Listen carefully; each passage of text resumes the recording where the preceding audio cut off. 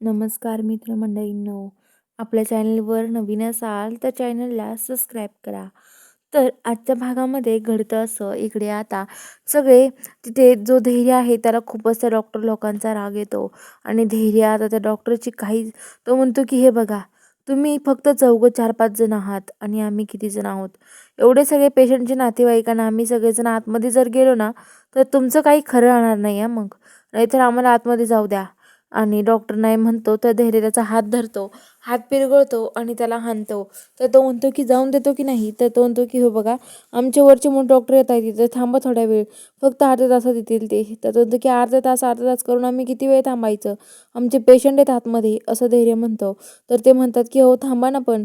तर आता ते ऐकत नाही आणि आता धैर्य त्यांना लोटून देऊन आता ते धैर्य त्याला सगळे आतमध्ये जायला लागतात.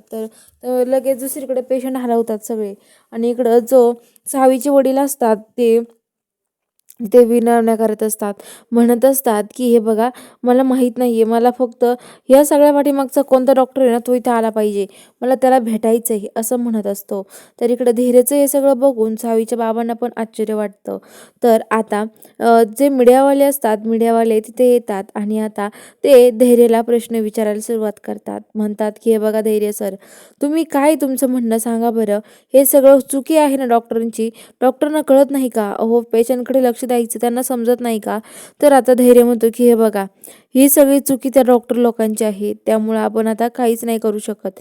डॉक्टर लोकांना समजलं पाहिजे होतं, डॉक्टर लोकांनी खूप मोठी चूक केली आहे. आता बघा मी काय करतो, मी काय करून आहे ना तुम्ही बघतच राहा फक्त, असं म्हणत असतो. तर आता सावीचे बाबा हे बघतात आणि म्हणतात की हा मुजुमदारांचा मुलगा असून एवढ्या सगळ्या पाठीमागे उभा राहिला, मला खरंच आश्चर्याचा धक्का वाटतोय, खरंच हे सगळं आश्चर्यच वाटतंय ना, असं म्हणत असतात सावीचे बाबा. तर आता लगेच ते म्हणतात की काही एक हरकत नाही, पण खरंच माझा विश्वास आज यांनी मन जिंकून घेतलं धैर्यरावांनी आज, असं ते बोलतात सावीचे बाबा.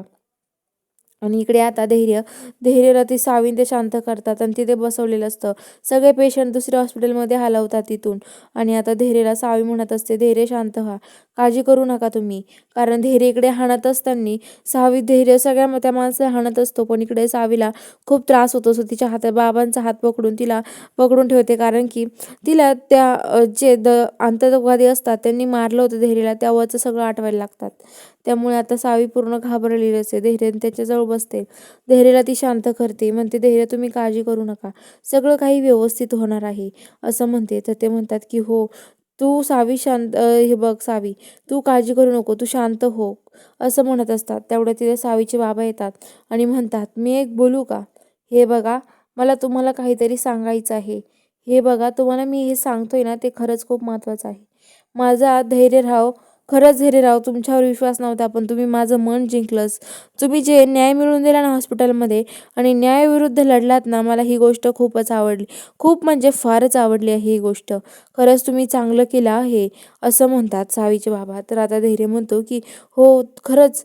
तर आता धैर्य त्यांच्या पाया पडायला लागतो, तर ते पाय नाही पडून देत, एकमेकाला मिठी मारतात. तर सावी म्हणते सावीला पण खूप आनंद होतो.